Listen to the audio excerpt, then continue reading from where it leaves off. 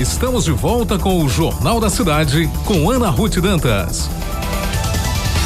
Nossa conversa. De volta com o nosso Jornal da Cidade, que tem como parceiro a Sicredi Rio Grande do Norte. Quem coopera, cresce. Você busca empréstimo, investimento, melhor atendimento é na Sicredi Rio Grande do Norte. Rio Center, que tem para toda a família. E Fiat, com condições imperdíveis. A partir de agora, a nossa conversa é com o professor Carlos André, professor de Física do Over. Bom dia, professor, seja muito bem-vindo. Bom dia, Ana Ruth, tudo bem? Tudo bem, professor. Reta final para o Enem, um período agora que começa agosto e começa a revisão.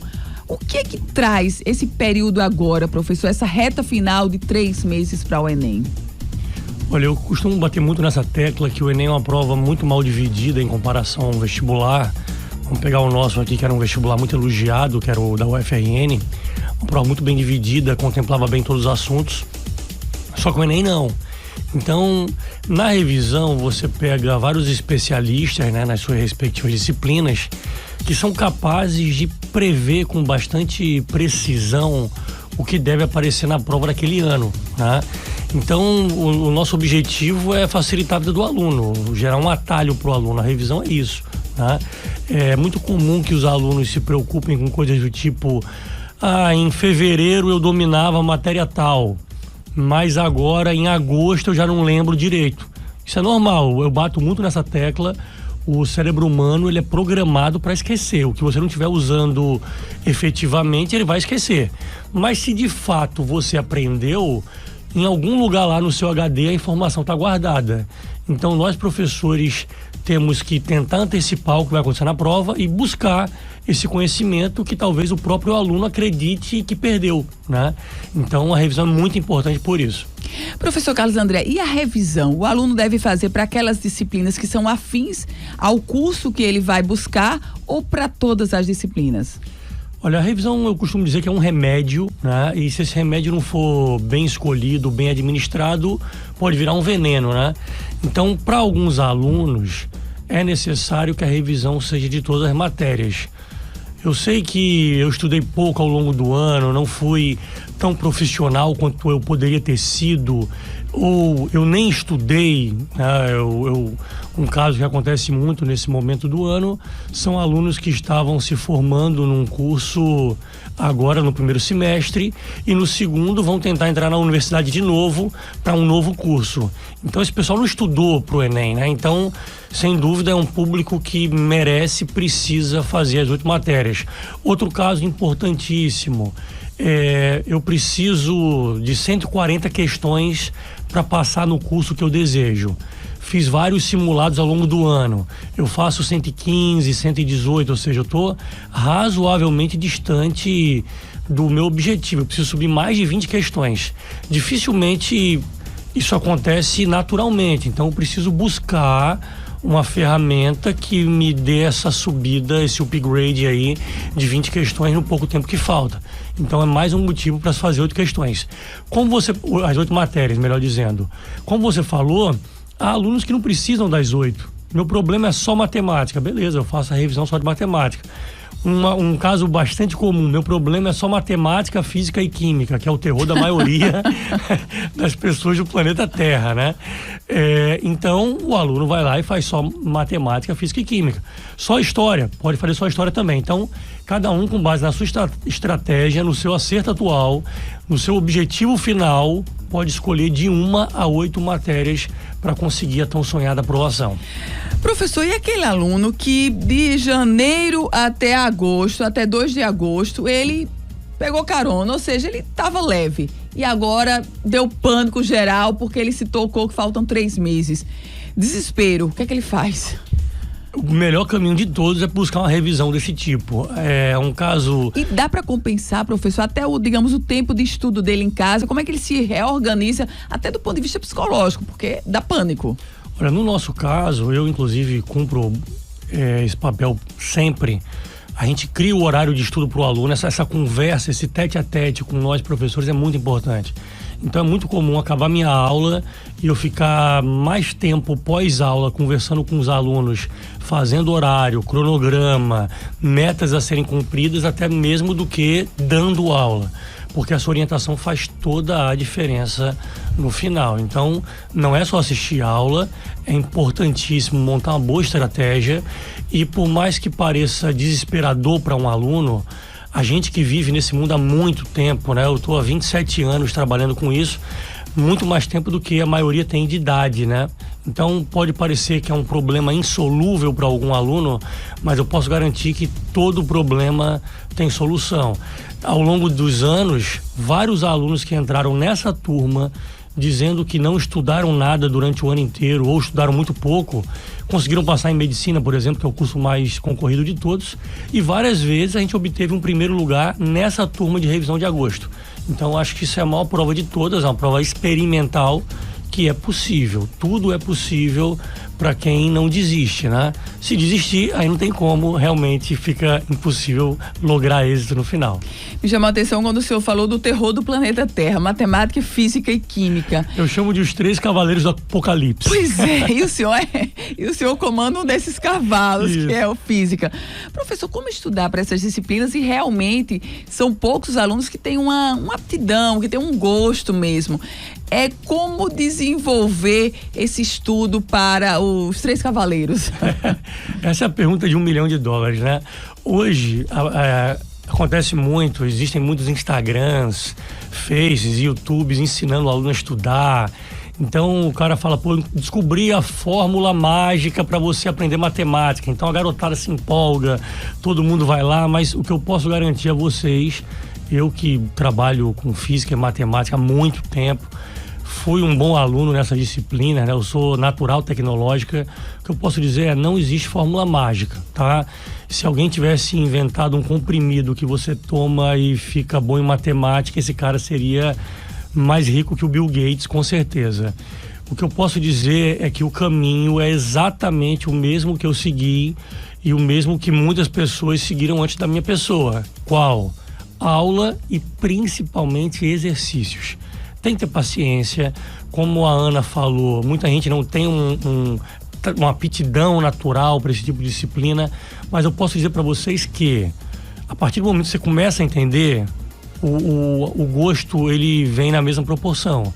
Então, eu odeio matemática. Eu odeio porque você não entende, mas se você começar a entender, você vai começar a gostar. Tem que ter paciência, não é algo rápido, tá? Eu costumo dizer que se o cara ele é muito ruim em matemática e quer se tornar bom, isso vai consumir aí uns 2 meses, pelo menos, dele, de um trabalho bem feito, com paciência e sem desespero, tá? Você tendo paciência e fazendo muitas questões, comece das simples, claro, né? E vá subindo com bastante calma. Ah, professor, mas eu me enrolei já na 4ª questão. Não tem problema. Você procura um professor, um monitor, e aí você vai descobrindo o caminho e vai se acostumando. E o mais legal de tudo isso, Ana, é que eu posso garantir que depois de um certo tempo, você começa a perceber que tudo é igual.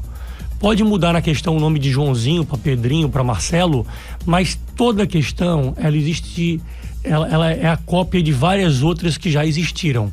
Então, quando você começa a perceber isso, começa a ficar muito simples, porque eu vou fazer uma questão no dia do Enem, que eu já fiz 50 questões iguais. Então, eu quase que psicografo a solução dela, já é natural, eu não preciso mais pensar. Eu me estressei várias vezes em casa, mas se eu fiz tudo direitinho, vai ficar natural. É que nem fazer musculação.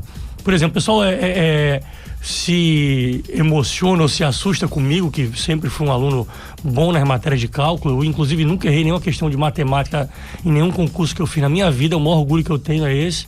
Mas, por exemplo, academia, eu já sou péssimo, porque eu acho chato, eu acho um sofrimento muito grande, mas a lógica é a mesma. Se eu quisesse me tornar o novo Schwarzenegger, o caminho é igual, é repetição, é acordar cedo todo dia, é ter paciência, ninguém vai ficar bombado em 2 dias, né? Vai demandar algumas semanas, alguns meses, é exatamente igual.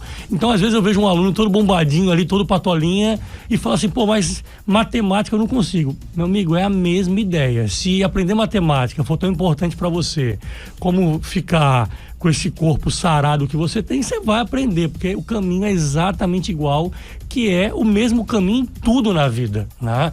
Tudo que você realmente quer, que demanda uma certa dificuldade, você precisa de disciplina, estratégia e repetição para chegar lá. Até talvez para conseguir namorar com a sua alma gêmea, você precisa usar o mesmo raciocínio que vai tornar você bom em matemática.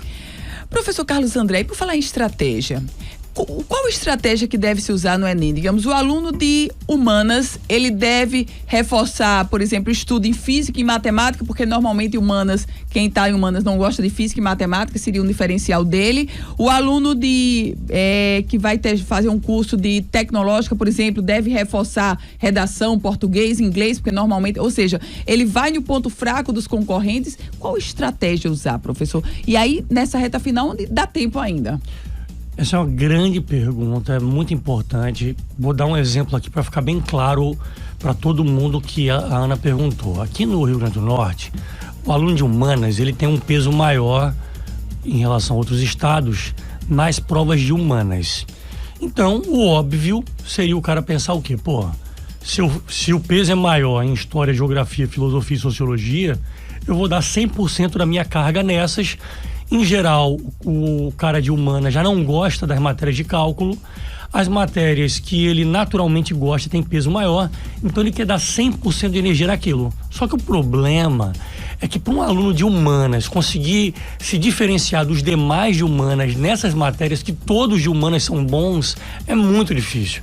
Então, de maneira geral, qualquer que seja o curso, qualquer que seja o estado brasileiro, eu diria, sem medo de errar, que matemática, física, química e redação são os 4 poderes dessa prova. Você não pode aceitar, independentemente do curso que você vai fazer, ser muito ruim em nenhuma dessas 4, porque senão a probabilidade de você perder o Enem é muito grande.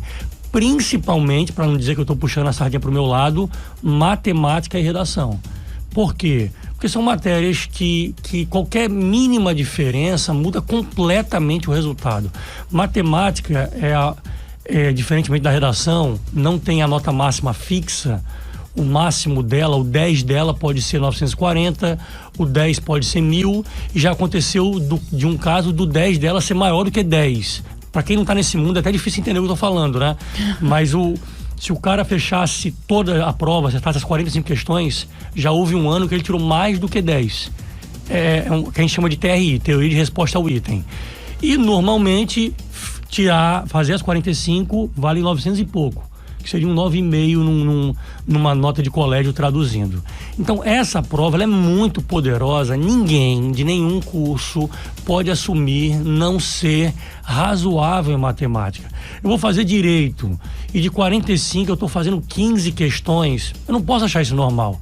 Eu tenho que dar uma energiazinha aí para passar de uns 20 pelo menos, o que já é muito complicado, porque senão você bota um peso muito grande na prova de humanas e você não vai conseguir recuperar tudo em humanas, porque os demais candidatos também são bons em humanas. Então, fazendo um resumo do resumo resumido, eu tentaria, não sendo de tecnológica e biomédica, ser razoável pelo menos em matemática, física e química, e ser bom em redação. Todo mundo tem que ser bom em redação, né?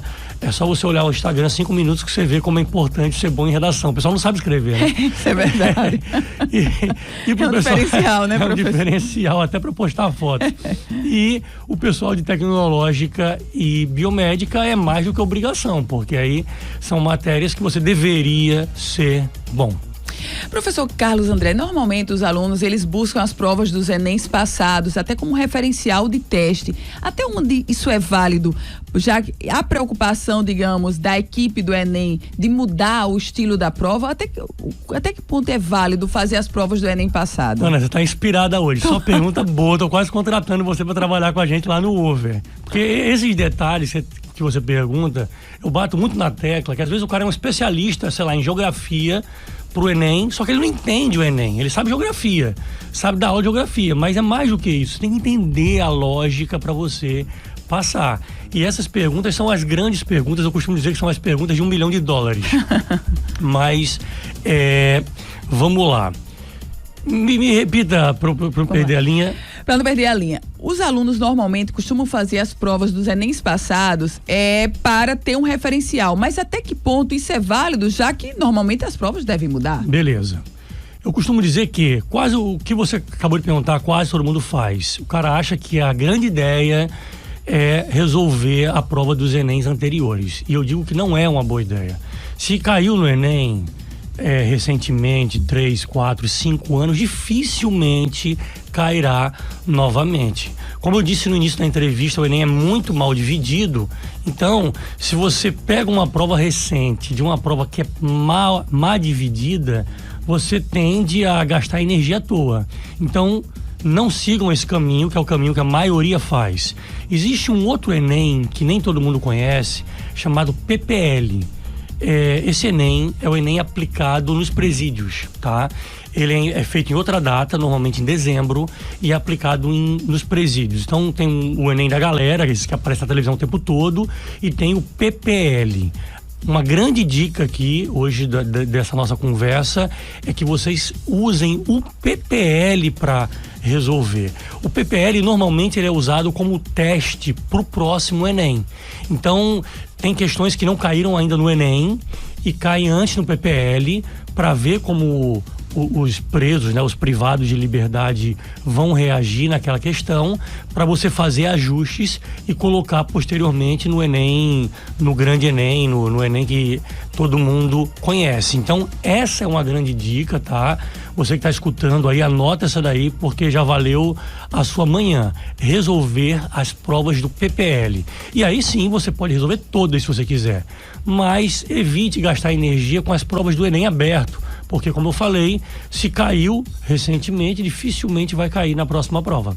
Professor, nesse momento, a gente está falando de agosto, as provas do Enem já estão feitas pela experiência já estão feitas. Outra boa pergunta, porque acontece um caso agora na televisão, esse caso ganha grande repercussão, e aí todo mundo acha em agosto que aquilo vai virar a redação do Enem. Não vai, porque a redação normalmente ela é escolhida nos arredores de abril. Esse ano, eu estava escutando você dando as notícias aí, esse ano é um governo novo, né? Teve muito conflito no início do ano, principalmente no MEC, né? No Ministério da Educação.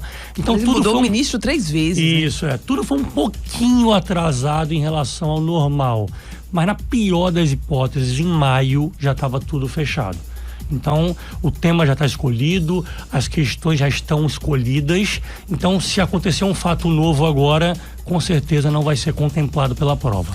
Professor, agora tem um grupo que faz Enem que certamente não participa da sua revisão. É o pai, a mãe, o irmão, a namorada, a esposa, o avô, a avó. E aí, o que é que o senhor, professor Carlos André, o que é que diz para esse contingente que vai fazer o Enem que não está na sua revisão? Como se comportar? Essa é uma boa pergunta. A primeira de todas... É verdade, eles fazem Enem. Eu vou começar pelo final. No dia que forem deixar o candidato na prova, essa é a mais importante de todas. É engraçado, Ana, todo aluno fala sobre isso. O pai, ou a mãe, o avô, a avó, que são a torcida, né? Claro que querem o bem do aluno, querem ajudar, mas na maioria das vezes metem os pés pelas mãos e atrapalham, né? Então, começando pelo final, no dia que for deixar o candidato na prova, não dá aquele abraço e diga, olha, se não passar é que nem carnaval tem todo ano. Todo mundo odeia essa frase, tá? Pra matar. Se você faz parte da torcida, risca essa frase, por favor, porque todo aluno odeia, não faça, tá? Dá um abraço, deseja boa prova. A gente também não gosta de falar boa sorte, porque não é loteria, né? O aluno, ele se esforçou, bem ou mal, ele fez o melhor que ele podia fazer. Então, dá um abraço, deseja boa prova, um beijo, eu te amo e já tá certo, né? Mas agora voltando para o momento atual, né, já que eu comecei pelo fim, muito importante não colocar pressão extra no aluno, tá? Às vezes o pai e a mãe nunca fizeram Enem, o que é o normal, né? A nossa geração fez vestibular, não conhece as regras do jogo e aí fica tentando dar palpites que mais atrapalham do que ajudam, né? Então, eu diria sinceramente que se meter o mínimo possível na estratégia do aluno é o melhor caminho de todos. Você é um torcedor, tá? Você tem que dar carinho, apoio incondicional e evitar discutir a técnica. Porque muitas vezes acontece da gente estar defendendo um caminho na sala de aula para os alunos e o pai e a mãe em casa estão defendendo o caminho oposto. Então, sei lá, sábado... Vou dar um exemplo. O nosso aluno ele faz simulado de 15 em 15 dias. Isso é muito cansativo, né? São 22 provas ao longo do ano. No Brasil, ninguém faz mais simulados do que a gente. É um orgulho que a gente tem. E aí, no final de semana que eles têm uma folga, né? De 15 em 15 dias, o aluno tá sábado à tarde vendo Netflix em casa. O pai chega e fala assim, pô, sábado à tarde, e você não vai estudar, não? Pô, a gente quer que ele não estude, né? Depois de ele estar na ressaca aí de um sábado e domingo exaustivo de provas. Eles têm aula de segunda a sábado de manhã, sempre. Muitas questões para fazer. Então, num único final de semana que eles tenham uma folguinha, a gente quer que realmente eles aproveitem essa folga. Porque às vezes o pai e a mãe não entendem que em alguns momentos não fazer nada faz parte da estratégia. Então, eu vou dar um exemplo meu, que sou professor. Eu faço natação segunda, quarta e sexta. Isso faz parte da minha estratégia Enem.